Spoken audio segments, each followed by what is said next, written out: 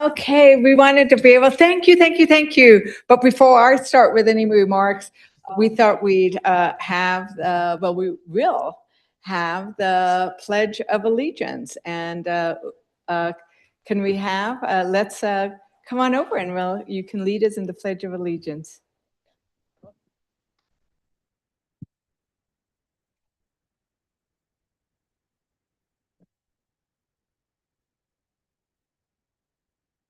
My name is Oliver Reich, and I go to Santa Fe Prep.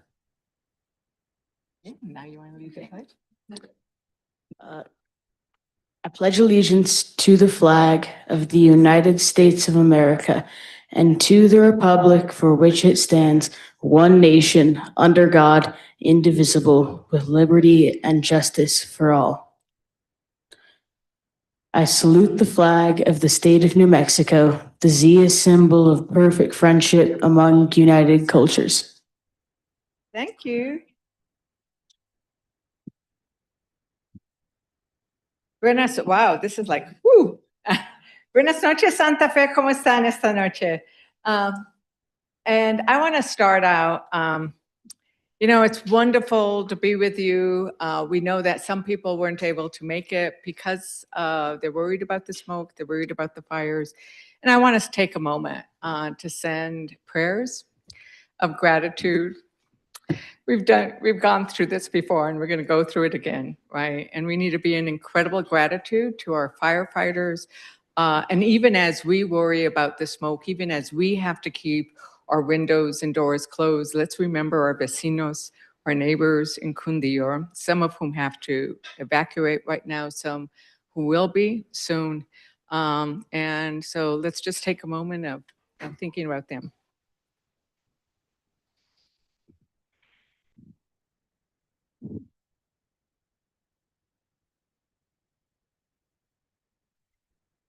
So thank you so much. When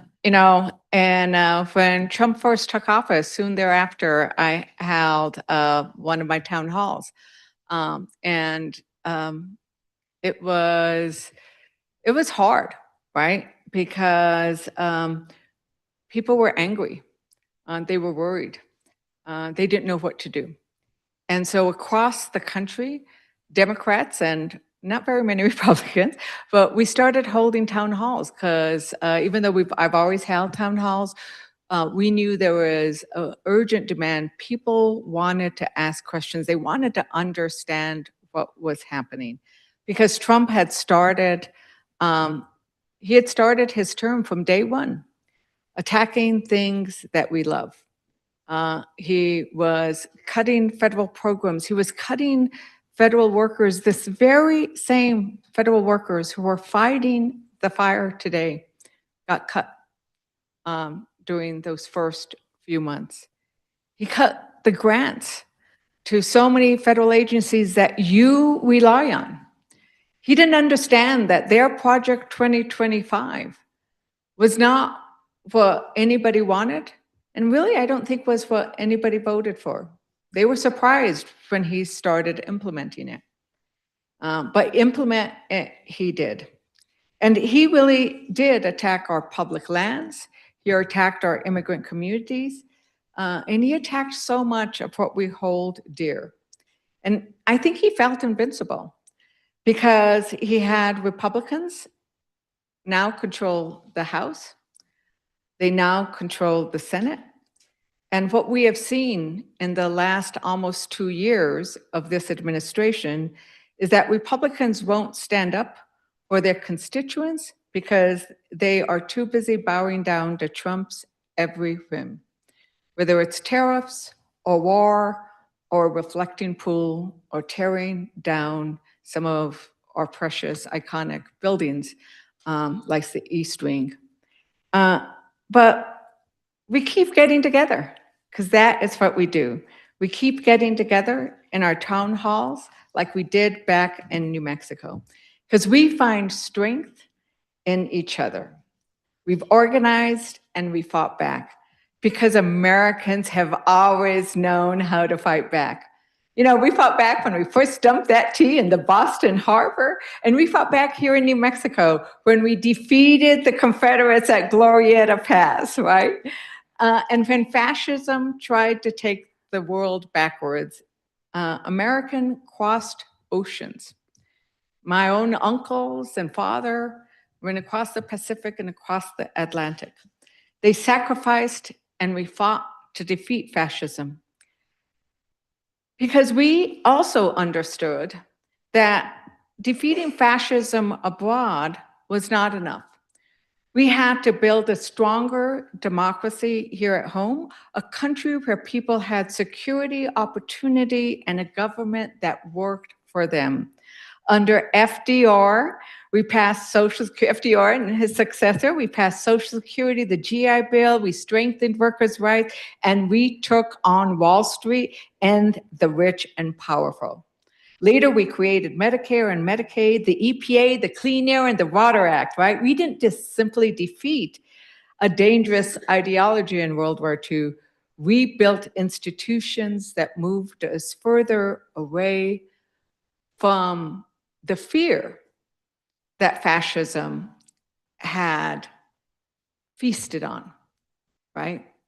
It feasted on a fear of poverty. It feasted on a fear of the other. It feasted on anti-Semitism. It feasted on racism. It feasted on homophobia, and we fought back against it because we knew we needed to create a society where we took care of each other. And that is what Americans do. We fight what is wrong, and then we build something better. So when Trump started implementing his plan to take us backward with Project 2025, everybody across this country, especially in Santa Fe, you did your part. You protested. I get thousands of your calls and emails, and I love them. You showed up at town halls. You showed up at rallies. You demanded that constituents be heard. And I need to tell you that despite it all, now we all know, right? We all know that under the Constitution, there's supposed to be checks and balances. But right now, Republicans control the House, the Senate, the White House, and sadly, even the Supreme Court. But even under those conditions, we've actually been able to get some stuff done, even amid that chaos and dysfunction. I am so very happy that we passed the Radiation Expansion and Control Amendments. So now we will compensate. We bombed New Mexico, right? And we did not receive any of the compensation that others had received. $100,000. $100,000 is now available to every New Mexican who suffered from the nuclear testing, every post-1971 uranium miner who suffered because they worked in those uranium mines without protections. I've delivered over $805 million to make sure the water flows in the Navajo Gallup Supply Project. I've delivered hundreds, millions more on the east side of my district. I've helped Santa Fe. We recognize the importance of making sure that our acequias also have water to flow. I rang the alarm when a section of the big ugly bill threatened to sell over 3 million acres of public land, including public land in New Mexico. And you know what? The outrage worked. That public land provision was stripped. We need to remember that we can make sure things happen. I brought home millions of dollars for federal projects across my district, even under Republican administration. We are rebuilding community centers, education centers.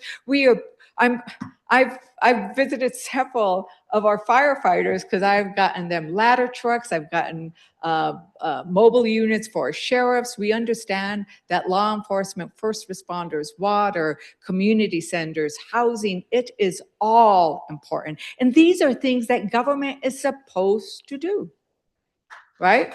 These are things government is supposed to do, and our people want us to do that. And even with a Republican majority in the House, and for those of you, right, they have the votes.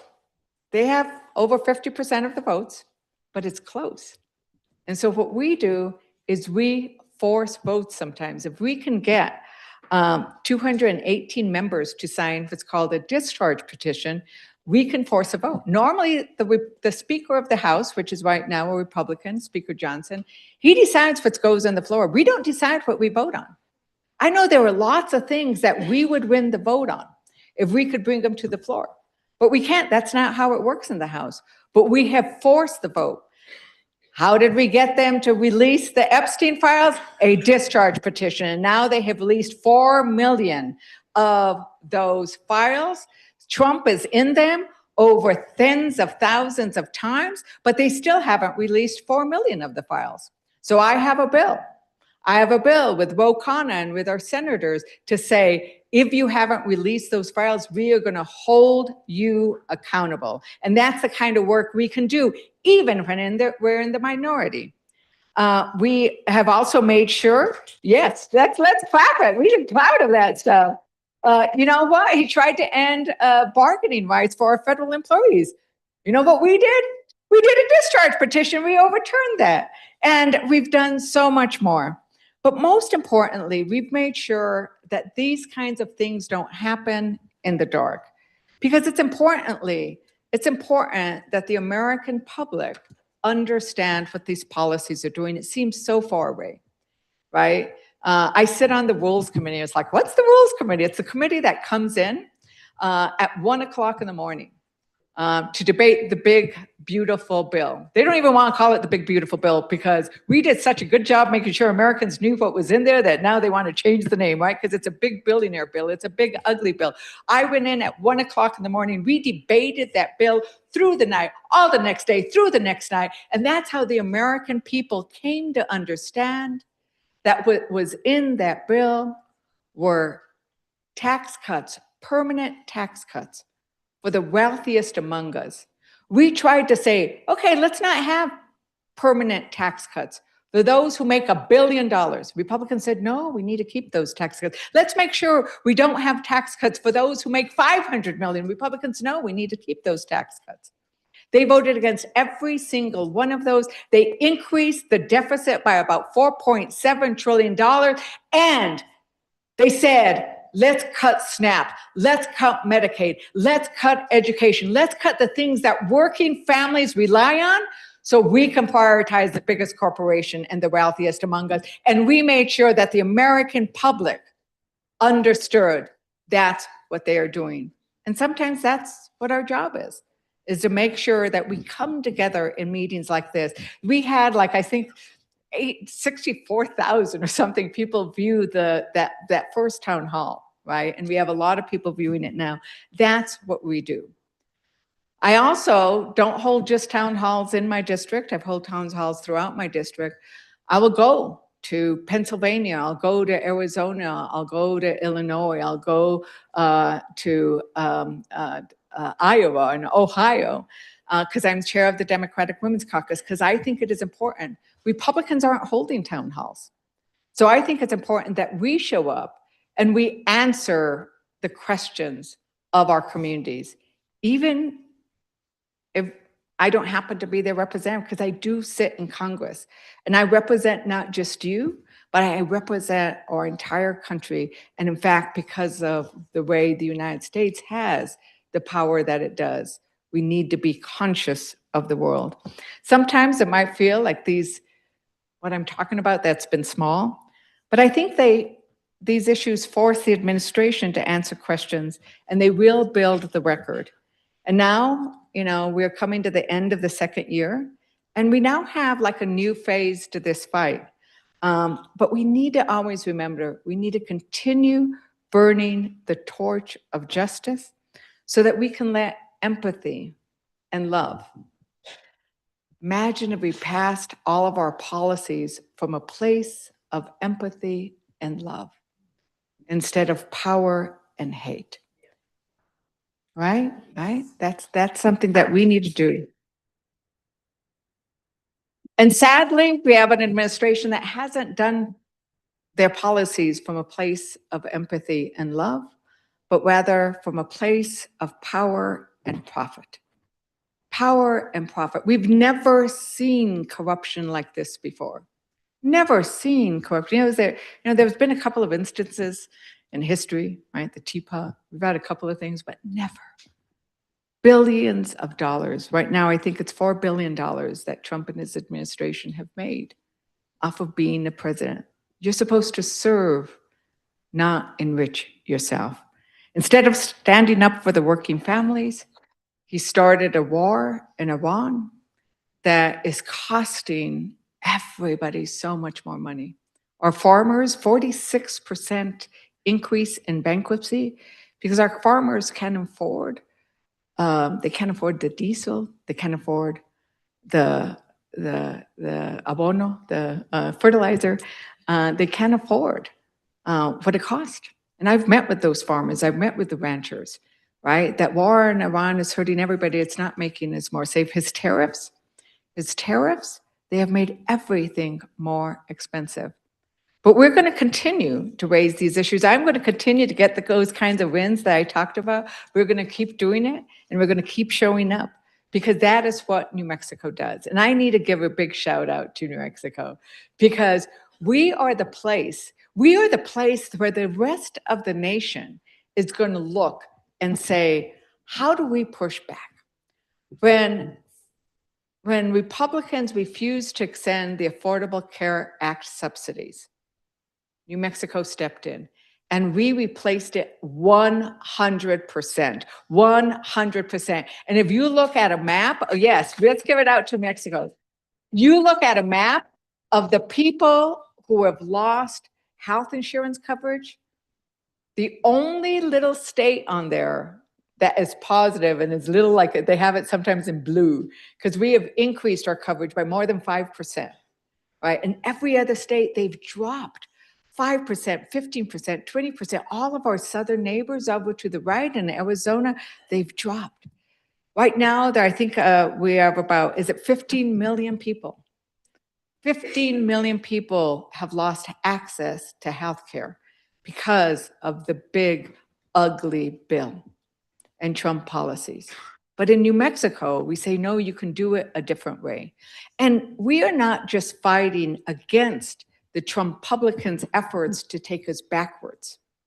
We are not just fighting against their efforts to take away our vote and women's ability to serve as generals in our Navy, in our military, and to stand as generals. We are not just fighting against what they are doing. We are fighting for the good life, right? Because we need to build that American dream, and we can. We know what it looks like. And in some ways, as much as we worry about New Mexico, we're going to show them what it means to bring down the cost of living when you have universal childcare, and when we start paying the people who care for our children what they deserve, because they are the women and the immigrants in our communities who are caring for our children. And yes, let's give us up for those who care for our children and paying them what they deserve.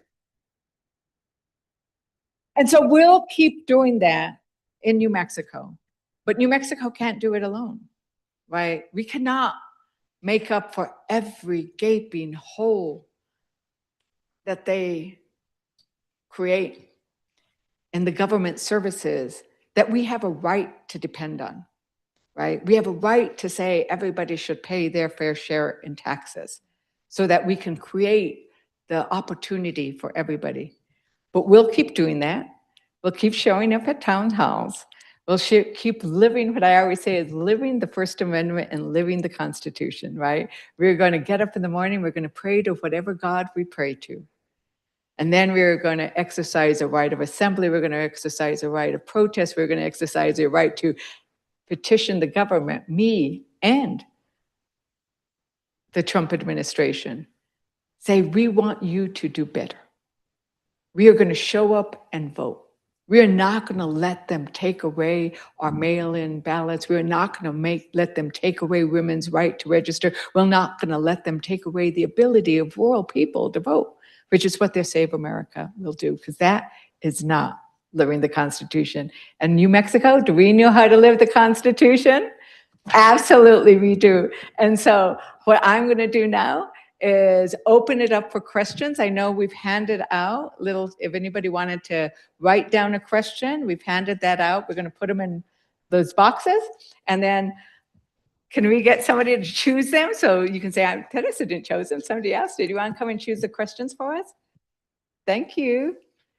And we've also got a lot of questions came out from online. And so we can get to those too. But so what we're going to do is not do raise hands. We are going to just pull them out of the boxes, but we got some in Spanish online. In fact, do we want to go to one of the ones that we got in Spanish online right away? And I think who's going to read the question? Do you want to read the question, Julio? Yes, go ahead, do that. So our first question comes in Spanish relating to immigration.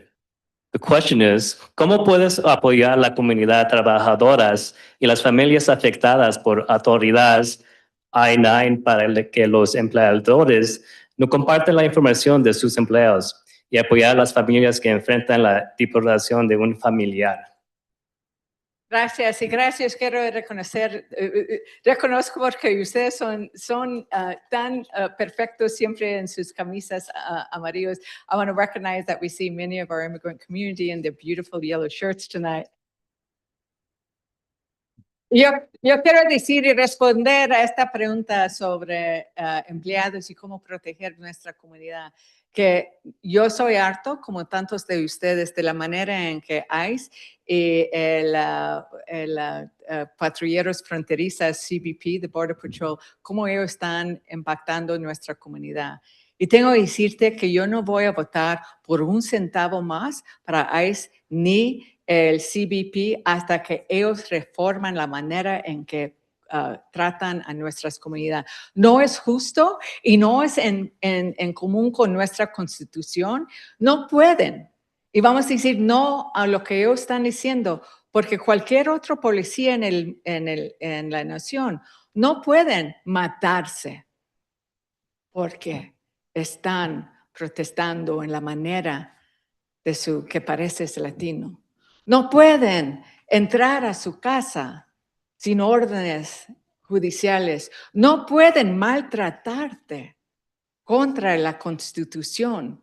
Yo no voy a dar ni un centavo más con mi voto a ICE y a ellos si ellos continuar con eso.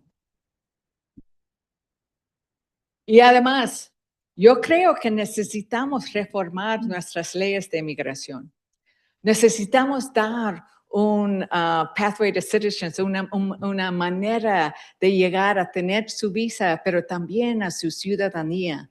Si has estado aquí en los Estados Unidos, si eres un dreamer, si estás trabajando, si estás obedeciendo nuestras leyes, que sabemos que nuestra comunidad y nuestros trabajadores inmigrantes están haciendo todo eso. Y hay una manera de hacer eso y siempre y todavía proteger nuestra frontera. Hay una manera de hacerlo. Pero quiero decirte otra cosa. Yo voy a ir a Torrance County. Yo voy a ir al Detention Center. Porque eso es uno de mis deberes. Eso no está en mi distrito, pero yo voy a ver para ver qué están haciendo, cómo están tratando la gente allá. Y si tú tienes familia, un amigo o alguien que han estado recogido por ICE, por favor, llaman a mi oficina. Llama a mi oficina llama a mi oficina y puedes hablar con nosotros ahora mismo. A veces, no siempre, pero a veces los congresistas hemos logrado a sacar a alguien de detención, a protegerlo. Pero necesitamos escuchar los cuentos. Y además, yo soy presidenta del Democratic Women's Caucus y nosotros hemos hecho investigaciones sobre la manera en que están tratando especialmente a las mujeres que están embarazadas o recién han dado luz. Y hemos estado investigando eso también. So, did you all get that? Okay, let's go to another one of our questions. And we'll have Julio. Okay, before we go any further, can I have everybody just say your names? This is my staff. They are the people you are going to call. Remember, we're the WD-40 for federal agencies. These are all my WD-40 cans. So We'll start with Julio. Good evening, everyone. My name is Julio Chavez. I'm a proud New Mexican, but I work in Congresswoman's Washington, D.C. office, I cover healthcare, education, labor, and a few other issue areas. Julio. Good evening, everyone. My name is AJ Pacheco. I'm a field rep covering the northwestern part of the state, as well as healthcare, education, land grants, acequias, and a handful of other issues for the Congresswoman here in New Mexico. Hello, everybody. My name is Ellie Worth, and I'm a communications assistant and field representative for the Congresswoman here in New Mexico, and I cover Taos County. Good evening, everybody. Thank you for coming. I'm Bobby Farrell. I'm the field representative for Santa Fe County and constituent services representative. Good evening, everyone. My name is Carlos Sanchez. I'm the Constituent Services Director for the office and also the Service Academy Nomination Coordinator. Make sure you go as your service academies. If you know smart kids who want to go to this West Point and all those other good places. Good afternoon, everyone. Derek Toledo, working at our Santa Fe office as a field rep and case worker. I work with the Pueblos mostly and on natural resources, education, healthcare. Whatever is important to them is important to me. So happy to be here with you all. Hi, my name is Paloma Bryant, and I'm an intern at the Santa Fe office. Remember, we take interns. Okay, what's the first question? Julio, are you just pulling them out? Okay. So we'll, Who's going to ask the question? so actually I'm going to take it out to the audience members. There's some interaction. Okay, good. Yeah. So I think it's Felicia P. All right. Excuse me. And we'll let you ask your question. Recognizing that the New Mexico Truth Commission is a state-level body, the outcomes are important to New Mexicans and all Americans alike. Given that, what are your thoughts, impressions on the interim report that was released last week? Okay. So I think it's really important what we are doing in New Mexico. This is another area where we are leading the way, right? And I just want to say that I've worked a lot because I am chair of the Democratic Women's Caucus, and we've worked very closely. I've met multiple times. I feel like I call many of them friends now of the Epstein survivors. I don't think we've had women who have been such change makers in our nation because they were told by Epstein and the powerful, you have no voice. I control the banks, I control the government, and don't ever think you can say anything. And they refused. They refused to be silenced by the rich and powerful. Okay, they refused to be silenced. I'll do this. They refused to be silenced by the rich and powerful, and that's what we saw. They forced with their voices and their testimony, the Epstein Transparency Act. The only reason why he ended up signing it was because he knew that the American public, and in fact, his MAGA base, wanted it signed.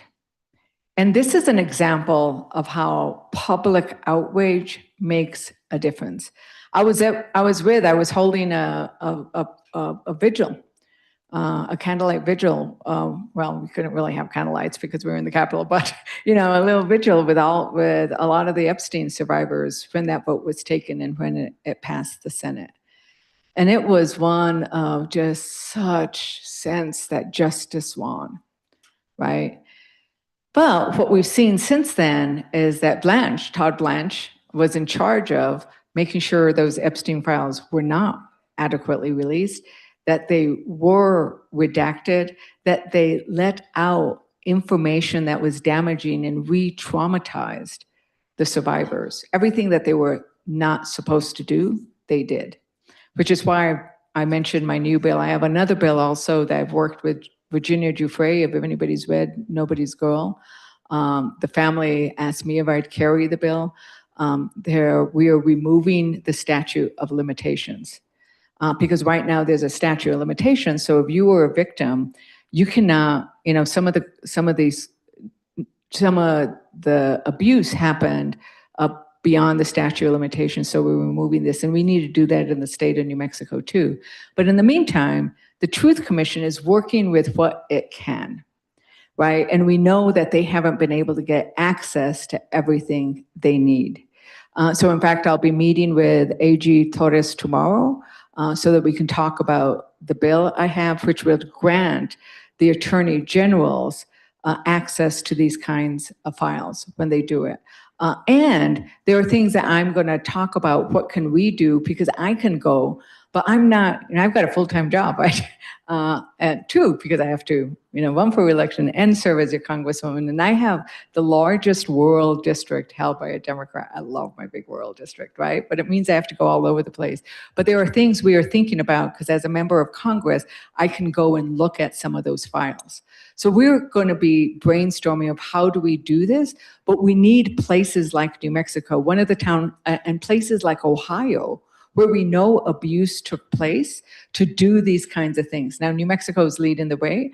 I'm going to go do a town hall in Ohio where we know that Epstein went, where he abused the farmer girls and Virginia, and where their good friend, the head of Victoria's Secrets, had his estate, to say these are the things you should be doing, because once again, until we can have Democrats controlling the House, Senate, and White House, they're going to block so much of what we should do. So we need to be nimble on how to address it. Thank you very much for caring about those survivors and what we do here in New Mexico.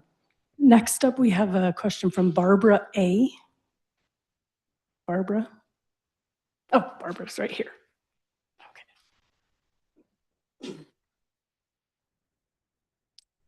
Actually, I have two questions, but first off, thank you so much, Teresa, for all you are doing. It's great. So anyway, okay, so my first question, if Democrats win the House in the midterms, knock on wood, is there a plan to investigate this administration for its many corrupt and criminal actions, including filing articles of impeachment to pursue accountability and oversight of this executive branch? Okay, and I think what we'll do is we're going to do one question from everybody so we can get more. So yeah, I mean, that is actually what happens when we get the gavels. We're going to have Robert Garcia is going to be chair of oversight. Jamie Raskin, who's going to be here in a couple of weeks, is going to be chair of judiciary. But every other committee is also going to have a Democrat chair. And every committee has an oversight function. And so every single one of those committees is going to start doing oversight. In natural resources, we're going to start saying, bring us the records of how Trump's son was able to, one of his companies, get this leasing for this mine without any of the proper work. How, on things like that are important, like what have you done and what do you think you're doing in terms of changing Washington, D.C. without asking our permission, to what are you doing at the IRS? Like how are you letting our private information out, right? At Social Security, IRS, how is it that you are violating Congress's laws when we pass them and when we give money to fund these positions and you're not filling them? So some of it is going to be on corruption, straight out corruption. And there's a lot of it to be investigated. Now, we won't be able to actually prosecute that until we have the Department of Justice again. But we will be able to investigate it and investigate it while they're still in. And we can call them before our committees. And we intend to do just that, because Americans are sick of the idea that we are giving so much money away to these no-bid contracts and to people making billions and millions of dollars where we are suffering. People can't afford their rent and their health care and their gas and their groceries and everything else. And they are making millions and billions. It's simply wrong. And so we are going to conduct those oversight, and you're going to see it. Everybody's going to do it. We're not going to leave it to those two committees, but we're all going to be doing it. Thank you for caring about the integrity of our government. Thank you so much. Next up, we have a question from Robert S. Robert. Oh, here.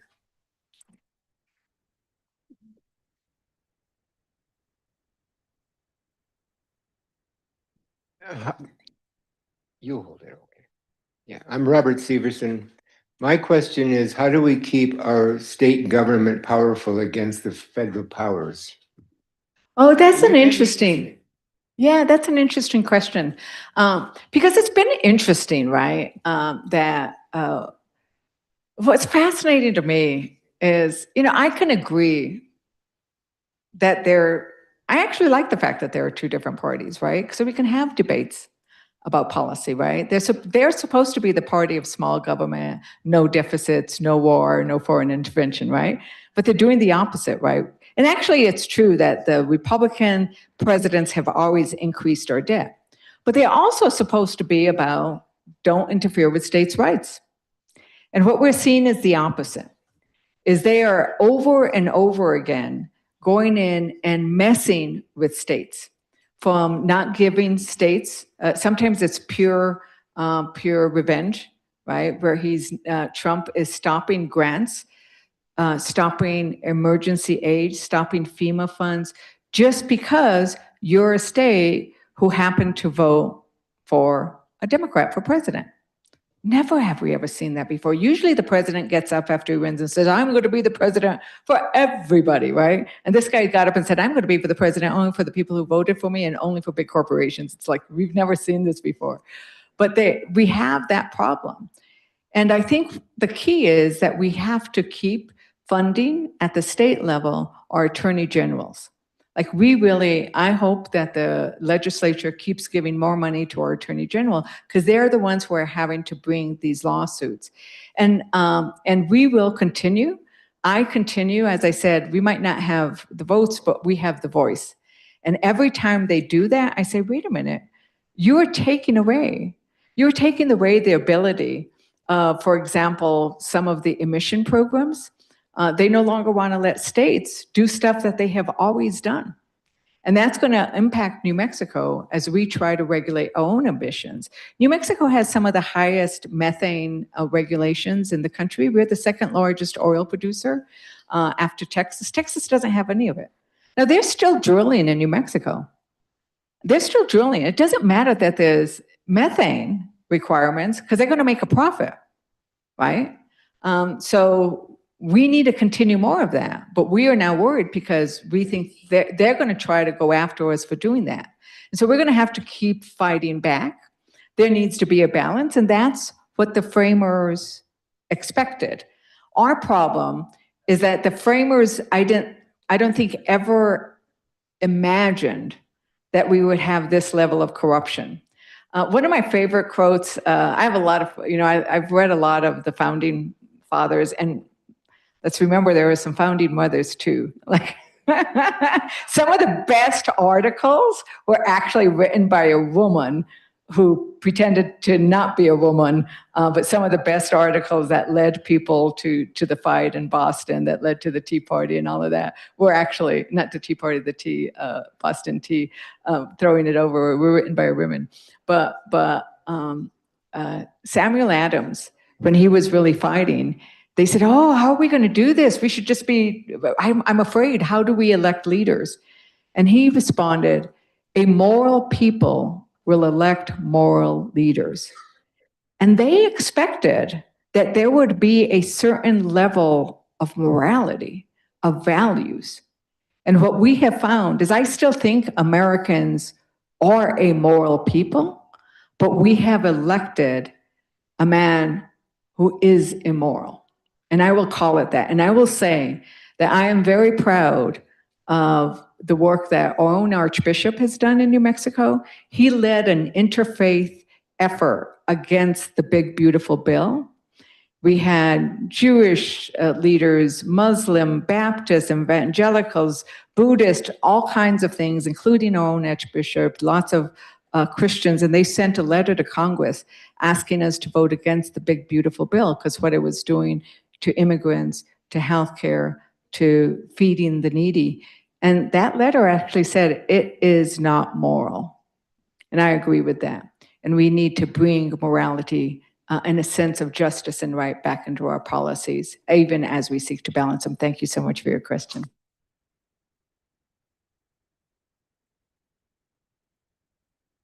So our next question comes from our online forum. This question is from Yeshe H. What can we do to protect our public lands and rivers now? Okay, how many out here care about Chaco Canyon, care about Pecos River, care about uranium, care about all of that? I had a feeling you guys would be. So, right now we have an amazing attack on our public lands. And it comes in many ways, right?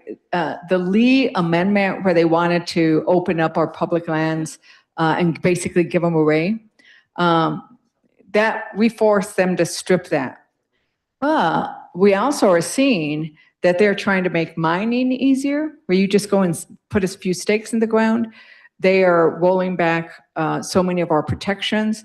And here in New Mexico, they are rolling back. They want to roll back the protections for Chaco Canyon, right? There was a 10-mile buffer.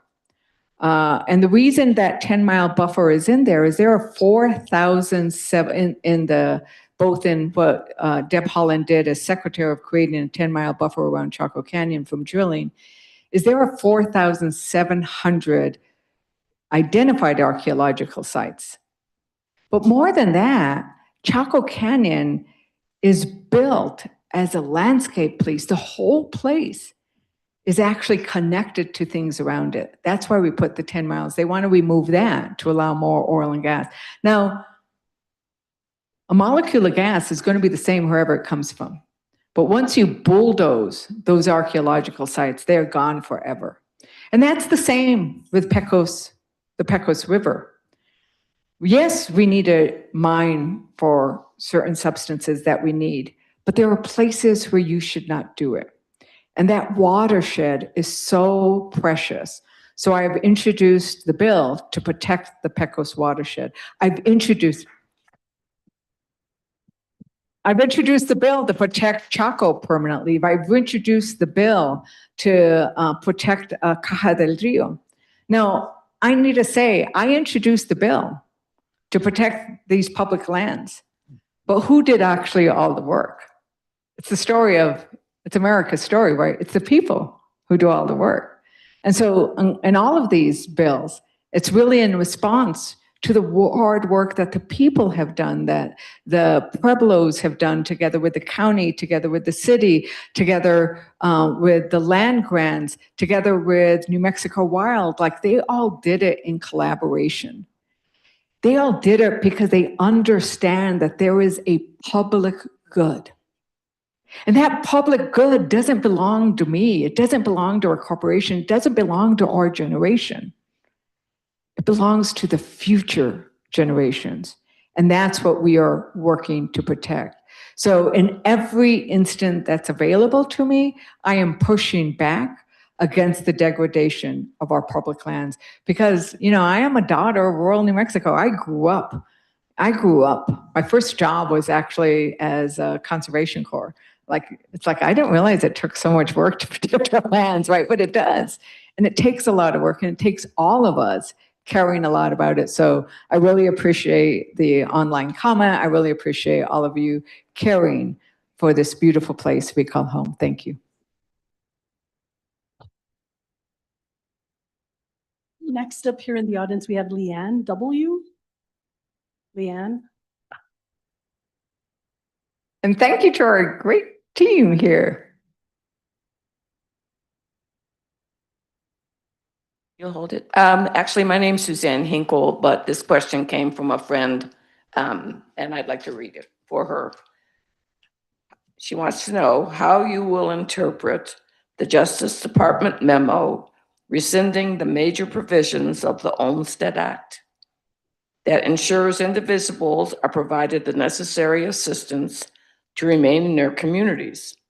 What is Congress going to do about this egregious violation of the ADA that puts disabled people at the mercy of the government office that decides they are no longer allowed the services that enable them to be vibrant and productive members of their communities? Doesn't it make you almost want to cry? I mean, the idea that we are now have an administration that is actually attacking are disabled, the people who need help, right? The people who should be at the forefront of who we care for. That's what we are supposed to be. That's what governments are supposed to do, is care for those who most need it. Every single religion, major religion, what is at their basis is to care, to bring a sense of love to those who need it. And what this administration is doing is taking away the ability of those who need that help, and the place where it should be given first and foremost is in your home. But everything else, right? How could you do that? How cruel can you be that you should do that? Now, I will say that these are not popular, what he's doing. And thankfully, we have a democracy. And there are Republicans who do not support this either. They've been a little too quiet. But they also, in the appropriation process, have been funding these programs. And so that is one way in which we can push back, because they do these things and then Congress sometimes comes back and pushes back through the appropriation process and says, you must fund it and you can't cut it. They won't do it loudly, but we'll do it through that. And that's how we did a lot of things. Last year was really interesting. Trump said, I'm going to cut everything. I'm going to doge everything. We're going to cut everything. Guess what? We flat funded everything. Like, we continued. Congress actually passed a budget that looked like last year's. So this will be one way in which we do that. And we're sending letters.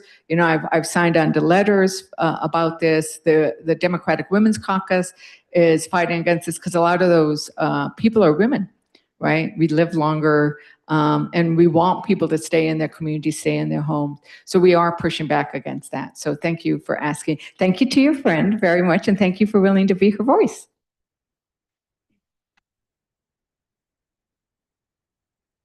All righty, our next question is from Kirsten H. Thank you. I'm here tonight with several partners from the local food system. So my question is about food. With SNAP cuts already hitting hard, I think Arizona is a perfect example, but New Mexico is already feeling the effects. What is the strategy at the federal level to shore up our food banks? So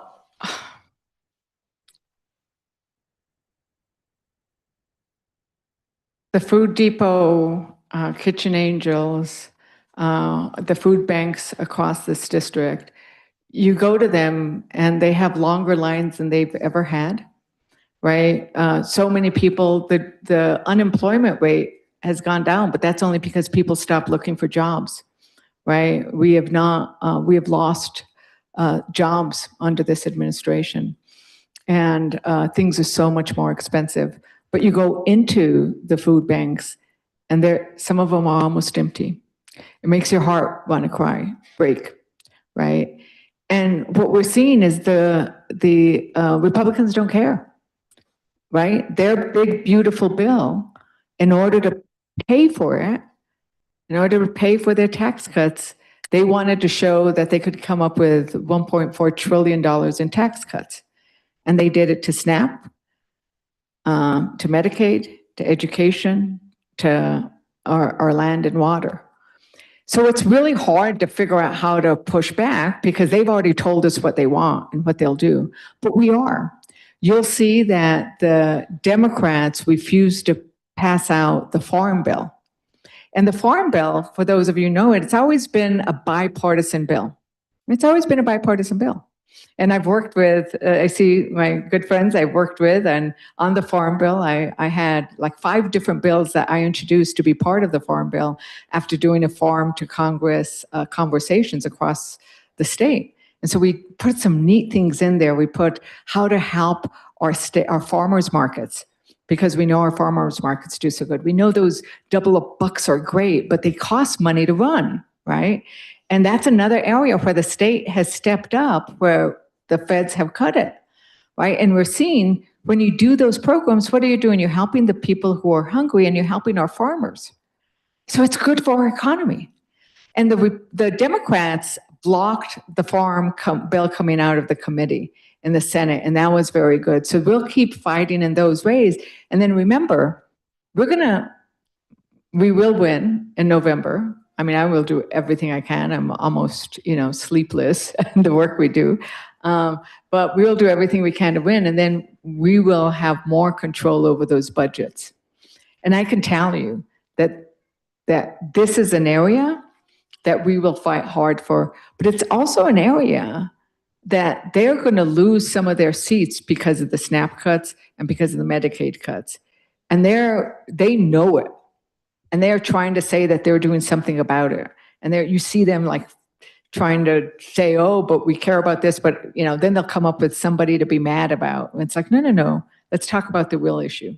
Like, don't start talking to me about these other things that have nothing to do with what people are suffering through. But we're going to really push them on that because, once again, is it moral? Is it moral to take food away from children and mothers and veterans in order to give tax cuts to the wealthiest billionaires in our country? It is not. Thank you for the work you do in healthcare. Our next question is from Kurt H. Oh, great. We finally come over to this side. You're just randomly pulling. Oh, we should have her pull them out. Hi there. It's been 4 years since we were evacuated from our home in Pend Oreille on Earth Day. FEMA took good care of us. We were compensated, but our community up there has lost all their community buildings. We've gone through 3 directors, one who had his home paid for in Angel Fire, wasn't even in the fire. What can we do? We have about $1 billion left, I believe, in this fund. What can we do to get this done? 4 years, it's a long time. And that's why these fires always hurt so much. As you know, I'm from Las Vegas, and it hurt so much to see the places I love burned up. I mean, I spent summers in Mora. We scattered my sister's ashes in the most beautiful place you could think of, and it is now ashes. And I knew the minute we went out there and started looking at everything that you can't, normally when something like this happens, there's nothing, right? You get $23,000 as a help from FEMA. And so we worked really hard to pass the Hermit's Peak Calf Canyon compensation, because without it, we would have gotten nothing. And we passed the first bill, and then we got an extra billion something. So it's $5.4 billion. But what's been frustrating is, like, in Congress, my job is to get the money, right? And then we have to turn to the administration to get it out. And they failed to hire enough people. That was their first error. I don't think they intended to do bad, but if you don't have the people to process the claims, then it's going to get backlogged. And then I think they did a bad hire, and Jay Mitchell, and we saw that, right? And I called for his termination. I called for him to step down. And we had a lot of frustration with him because my team was there, and he stopped meeting with us. It's like, no. Your job is to meet with us. I might not be able to run your office, and I don't, and I can't, but I sure can raise hell. And so we have been raising hell since they have been slowing down. And you're right, right now there's about $3.7 billion that have gone out. And that's a lot of money. $3.7 billion has actually gone out the door. But there are still too many total loss claims that haven't been paid. And there's still too big of a backlog. I actually thought I was optimistic about the person who just had to step down. I understand sounds like there was a horrible family emergency, health emergency, so she had to leave. We will continue to push them as hard as we can. I have called for investigations. We have some investigations ongoing now. And they have started to come back to the table. Once we got rid of Jay Mitchell, they've started coming back to the table, and we will continue to push, because the reason I got that 5.4 billion is so that you and all your neighbors and all of the small communities there could have some type of compensation so they could build back. So they didn't leave. I was terrified that people would leave Mora, and they are, aren't they? And that really is hard, is that people are leaving because they haven't gotten the money to rebuild.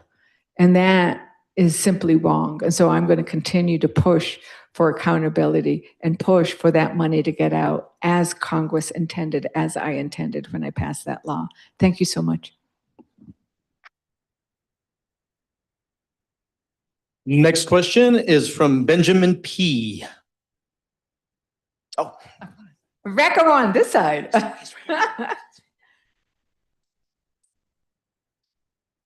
Hi, Benjamin. Hi, Congresswoman.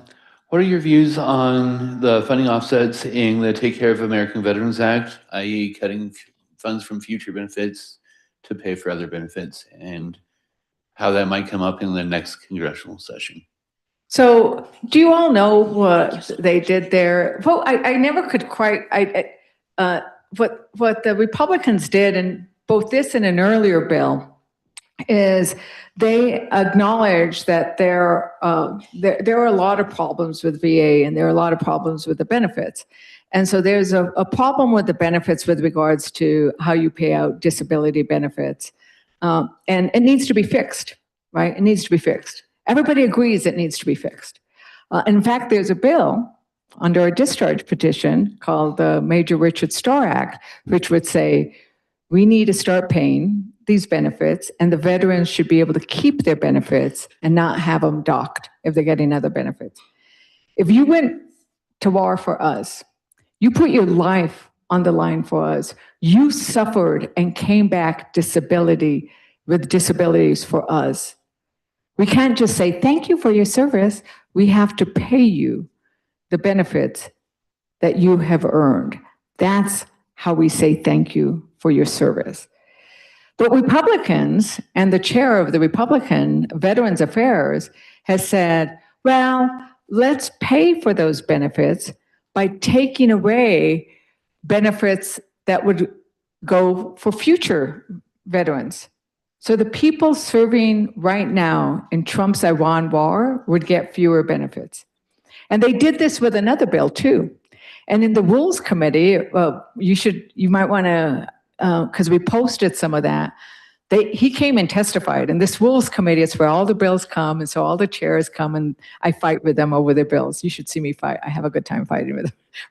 It's 9-4. I'm one of 4 Democrats, and there are 9 Republicans, so we never win the vote. We've won the vote twice. It's weird. You're never supposed to win the vote, but we always win the debate. And he's sitting there, and the chair of the committee, he dares tell me, well, I'm the only one who understands this because I'm the only one who's a veteran. It's like, what? My father is a veteran? And I have 4 uncles in the moment. But more importantly than that, my job is to care about the veterans. And behind you, we had a bunch of VFWs behind him. He said, how many of you agree with this bill? How many of you want us to pass the Richard Starr Act like it is? Everybody raised their hand. He would not turn around and look at them. And then he started, when the VFW said, we don't like this bill, he started attacking the VFW. Wait a minute, these guys went and fought for the freedom? And you're attacking them because they agree with your policy position? So my position, and we've posted it, there's some interesting interchange with the chair, is that's the wrong way to do it. Right after we voted for this bill of theirs that would cut veterans' benefits in order to give other veterans, we should not be pitting veterans against each other. He said, oh, we can't do it because we can't increase the deficit. Right after that, you know what they passed? Was it $70 billion? A $70 billion not paid for Trump's Iran bill. Right before that, the week before, they passed the $70 billion ICE bill. ICE, who already has $140 billion. So they were willing to give more money to ICE, but not to veterans. And this is my problem with that. It's not that I don't want to provide those benefits to veterans, is we should not be taking away money from other veterans, especially when they're then willing to give it to ICE. That is the wrong priority. So that's where I stand on that. So are you a veteran? Where did you serve? Iraq. Thank you so very much. So, okay, thank you for that. Forgive my pronunciation or mispronunciation. Is it Cretel? Parrita? Ah, muy bien, has dado. Oh. Buenas tardes, Teresa. Nuestra comunidad está sufriendo mucha violencia por ICE. Nosotros queremos que usted nos apoye para poder hablar, para tener support con la gobernadora, con el alcalde, con los representantes de aquí del estado de Nuevo México, porque está habiendo mucha violencia, están separando familias. Tengo aquí muchas de las familias, incluso tengo un joven que se acaban de llevar a su mamá y se ha convertido en padre y madre de 2 niños pequeños, una niña de 8 años y un niño de 11 años. ¿Cómo usted nos puede ayudar a apoyarnos ante esta situación? Entendemos las leyes de Estados Unidos y las respetamos, las seguimos. Trabajamos muy duro para la economía de Nuevo México. ¿Cómo nos puede apoyar hablando con el alcalde, con la gobernadora, o para que el estado de Nuevo México sea santuario todo el estado? Porque estamos sufriendo, están separando familias, tenemos niños aterrorizados. ¿Cómo nos puede apoyar? Muchísimas gracias por todo el trabajo que ustedes hacen. So for those of you who don't speak Spanish, you wanted to know how I can help, not just in the work I do, but also in urging our mayor, our governor, our House of Representatives, our other local leaders to support them. How do we really honor the idea of sanctuary in our state? Because they are suffering, they are being terrorized. They have small children, 8-year-old who is, losing their parents. They're being separated as families. And I think that is, you're exactly right, that in a moment where we have the Trump administration and Republicans, because I call them Trump-publicans, because they all support that. They are using the immigrant community as a foil, right? They want everybody to be mad at our immigrant community so they can get away with this corruption, so they can get away with giving more power to the rich and powerful, to mine our lands, to build those data centers, to charge us more money, to get more power, right? They have to find somebody to blame for how people are suffering. And they're doing that by attacking our immigrant community. It's what they did it's what Hitler did, right? It's what people have done across the centuries. Socrates talked about that, right? Entonces, lo que yo puedo decirte es que sí, yo estoy lista a hablar con la gobernadora, justo a Michelle Lujan Grisham, y también si electamos a Deb Haaland, o lo que sea, pero yo espero que y yo voy a hablar con ellos porque tenemos que hacer lo que podemos. La verdad es que con lo que él está haciendo, podemos usar nuestras voces y hablando y contando los cuentos de lo que ha estado pasando con tus familias, con tu comunidad.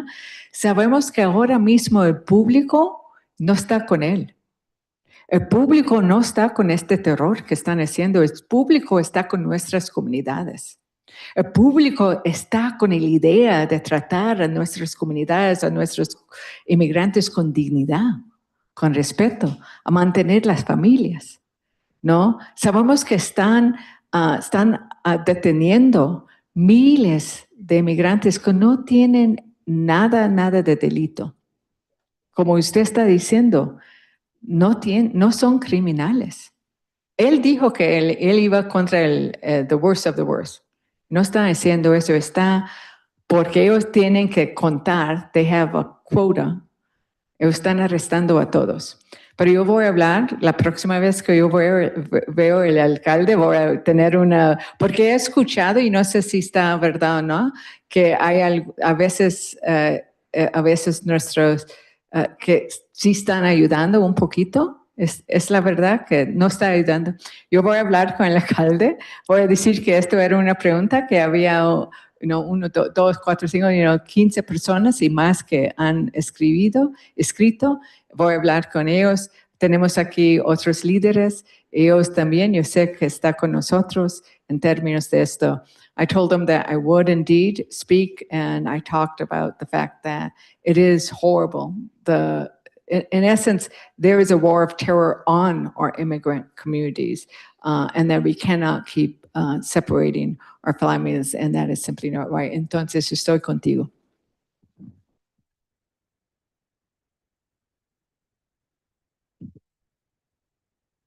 So our next question comes from the online forum. This comes from Chris P. Please describe the work you're doing in the Women's Caucus and let us know how we can help.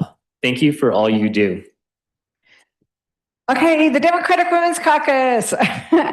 I'm chair of the Democratic Women's Caucus, and there are 96 Democrat women in Congress. 96, historic high. Next year, I'd love it if we hit 110, and at least 12 of the top 14 districts that we hope to flip, women. So with women is how we're gonna get back our democracy and back that 30 years. And it's, oh my God, these women, right? These women are America, right? They're people like me who've gone to Head Start or, had healthcare or cancer or reproductive health. They're women who have been abused. They are doctors, they are farm workers, they're mechanics. We are America, right? We have suffered through all the things that Americans and American women suffer. And so we've led on lots of different issues. And I say that one of the things that we need to do better, and I don't think we did a good enough job of, is being better storytellers. So I ask people to follow the Democratic Women's Caucus, to be part of the story makers and storytellers of what these policies do. And then many of you have heard me say that the heroes of America, right, the heroes that did everything I talked about earlier, creating Medicare, Medicaid, workers' rights, getting rid of child labor. It's the American people, right? The heroes of the American story are the American people. And I think that the women of America are often the heroes. Yeah, we got this guy in the back going like this, yay! And so we have outside, exigimos un futuro mejor, defendemos a las mujeres, it's bilingual, because we have a policy platform that says we demand a better future and we defend women. And we began with demanding a better future because we want to say it's not just that we're fighting against Trump, because women are not safe in Trump's America, right? What he's doing with Max Miller, Max Miller's like me. He's supporting Max Miller, who tried to make sure that Max Miller didn't drop out. And Max Miller thinks he's the next Trump. I'm going to fight back against these accusations of domestic violence because I'm going to be like Trump. It's like we are tired of Trump. We are tired of the fact that you're attacking women, that you don't want us to vote. We're tired of the fact that you took away our right to reproductive health care. And if you're not in New Mexico and you're in Texas, you might die just because you got pregnant. Just because you got pregnant. Your life might be at risk. I almost died in pregnancy. I remember what it was like bleeding out on a hospital table. Thank heaven I was in a place where I could get health care. But the women in so many other states aren't. So we demand not just full reproductive health care. We demand full health care for women because we've got a lot of unique issues, right? And so we demand childcare. We demand elder care. We demand treating our care providers and paying our care providers what they deserve. So we have this great work demanding a better future. We have these outside. Please pick them up. Please follow us. And let's get 110 women in Congress of the Democratic Party. Hey, before we go, what's that question? We have one from Bob W. Let's get in good trouble. You like that, huh? I do. I'm having a problem. I used to be a Democrat. I changed my registration in January for a lot of reasons. I was a Democrat who, like, knocked on doors, worked phone banks. I was a worker bee. I did a lot, and I'd like to talk to you personally at some point about why I made the decision to leave the Democratic Party. But right now, that doesn't mean I'm not going to vote for Democrats. It's just they've got to prove themselves. And right now, the Democratic Party hierarchy, which is a big part of the problem, is in a tizzy over the so-called Democratic Socialist. As far as I can tell, virtually everybody who's got that label or who ran as a Democratic Socialist is essentially espousing the Democratic Party's platform as it was before Bill Clinton. And the old people in the room watched it happen. We had to hold our nose as Clinton became essentially a dino. He was a Republican in every way. Obama gave in to the money. And if you don't think he didn't, Eric Holder, 2 words, will tell you why. What I want to know is it's not fair to make you speak for the leadership, but what are they doing to bring the party back together? The money isn't coming in. The party is ripped apart, and I appreciate everything you're doing. I appreciate you as a congressperson. But what is the Democratic Party doing to return to its base?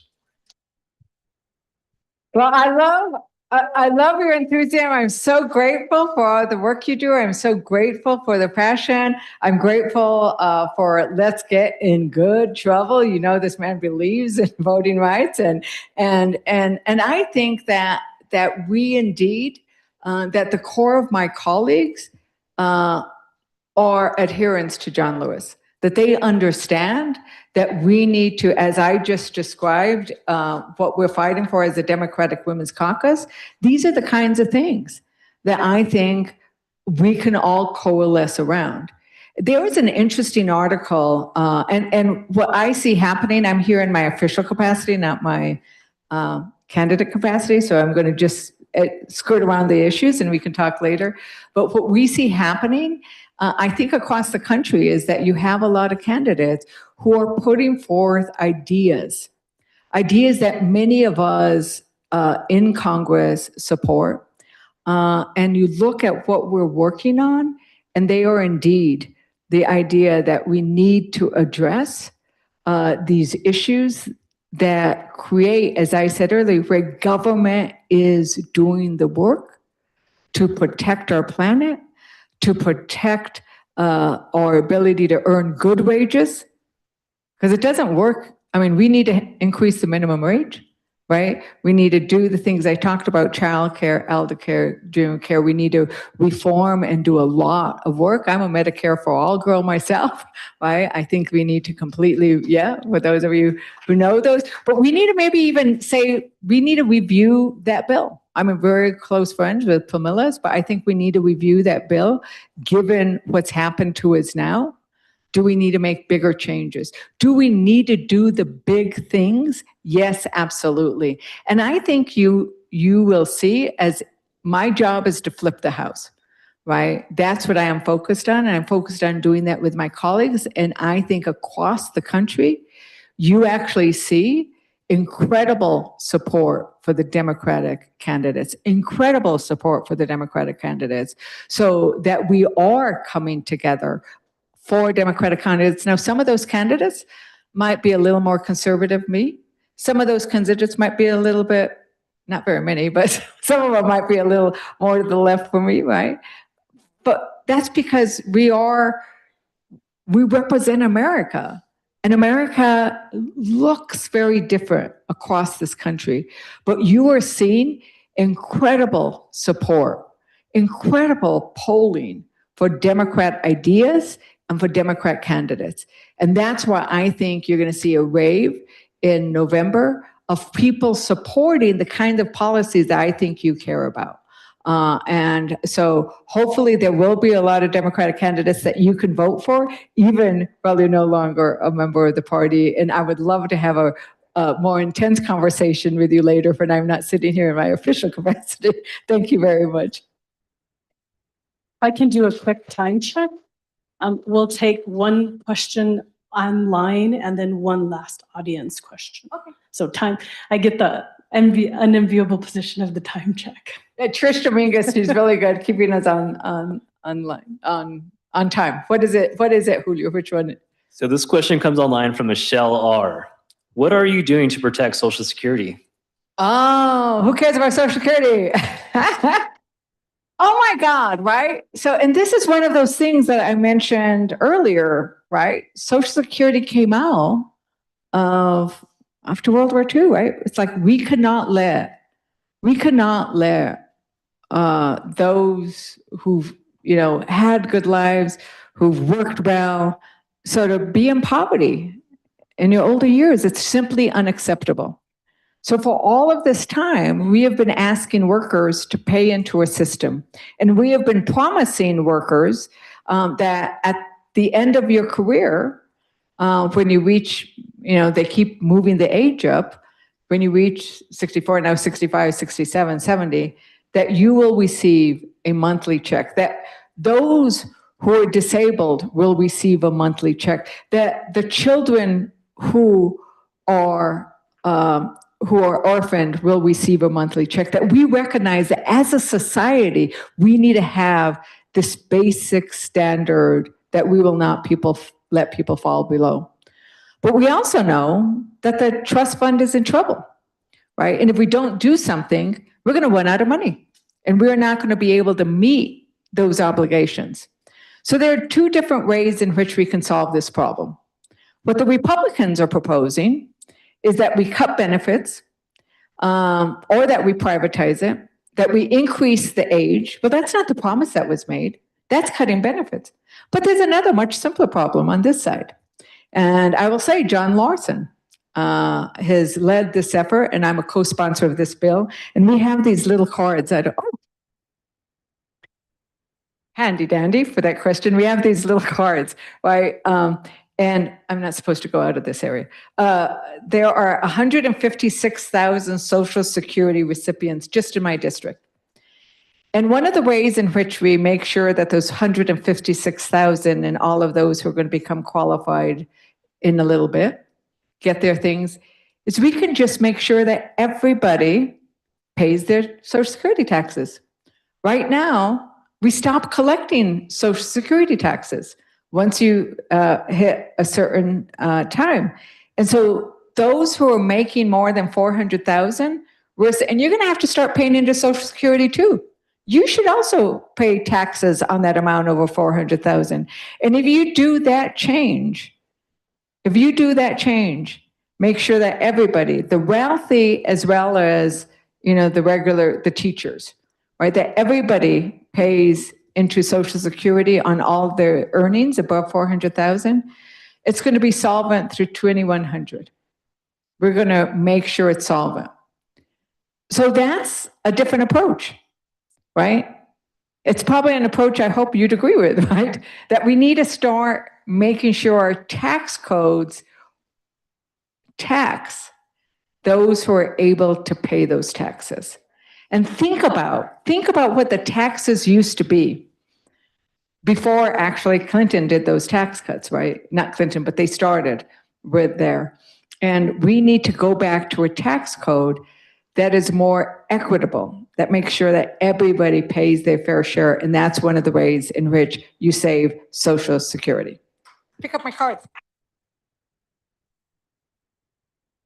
All right, Congresswoman, our last question is from Pam R. I wonder what it's about.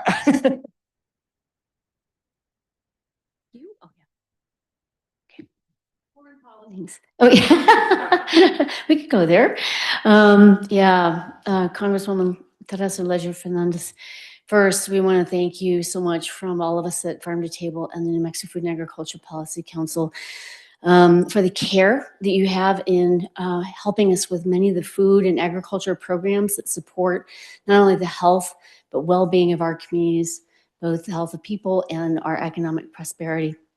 Our question is, what can we do to secure investments, grants, and loans for new and young, new can be any age, okay? That's me, no, any age, and young farmers who are our future. Right now, we have a lot of people who are coming into agriculture who are not coming into it because of a family transferring a farm or a ranch. They're coming in because they want to feed our communities. They want to feed the future of this country and this world too, right? Yet what we find is there are not as many programs that are accessible, especially to those who do not own land. And so that's, you know it. So thank you. Thank you so much. And we should all give a shout out to the people like Pam and food people who are keeping our families fed. And, it is fascinating that there are a lot of, we have farmers in New Mexico. I love one farmer. He goes, oh yeah, I have 3 acres.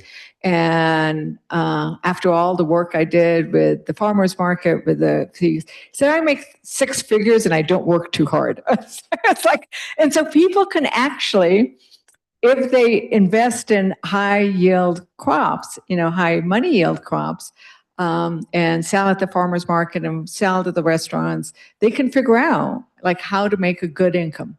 Right? But you need to be able to have access. And we have a lot of programs at USDA that provide that kind of access. But too many of those programs that we have at USDA, too much of the money from the Farm Bill goes to the really big corporations.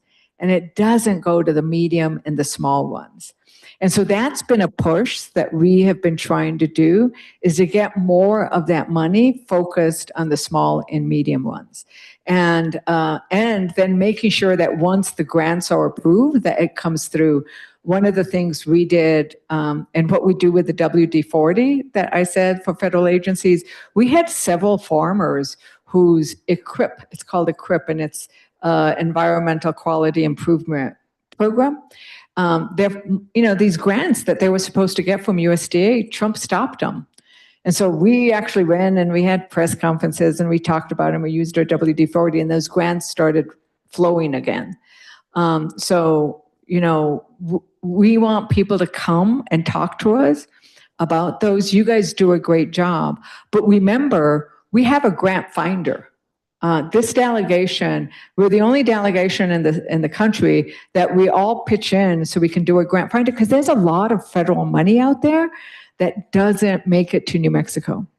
It doesn't make it to New Mexico for several reasons. One is people don't know they can apply for it. 2, it's kind of difficult to find that grant. I call it, the federal grant in the haystack. And 3, they might not have the matching funds. So I have asked the state if they would provide money for matching funds for some of these federal programs so that we can bring that federal money here. And they did a $75 million program that I think subscribed right away, but the state will not give money to individuals. So we have to find a way to work around that so that maybe we can have local cooperatives or others help with that matching fund. So I think that might be one way. And I would encourage you, if you haven't sat down with our grant finder lately, have a meeting with our grant finder where you can lay out like some of the biggest needs you have so that he can say, oh, well, let me go see And so let's set up a time when you guys can come to the office to see if there's something out there that we're not getting yet, because there's still a lot of money at the federal level that isn't making its way to New Mexico. So let's do that. So muchísimas gracias. Thank you so very much for coming to our 11th or 12th town hall. And I really also want to thank, we have our wonderful keeping us safe in the house. Thank you so very much for coming and doing that. I want to thank the Santa Fe Community College, because they let us use this facility. We are both here. It's wonderful to see all the chairs that we have to bring out more chairs. It's wonderful for everybody who is streaming this. And let's just remember, we should find joy in the fact that we belong to each other. We should find energy in the fact that we all care. We might have different perspectives, whether we're Democrats, Independent, DSA, Republicans, Green, we have all these different parties, but we belong to each other as New Mexicans. We belong to each other as Americans, and we can work together to make our lives better. Please continue to reach out to me. We have lots of flyers outside. Take our Radiation Exposure Compensation Act, $100,000. We have got 67 million already flowing to the state of Mexico in applications that were approved. I want it to be $1 billion. So you need to make sure you tell everybody about that. We need to take advantage of what we have, Ron, and then continue. It will be a lifetime objective of all of us. Continue to fight for that American dream. Continue to fight for the promise that is supposed to be America, that can be America, that is America. We will keep moving forward. We will build the good life together.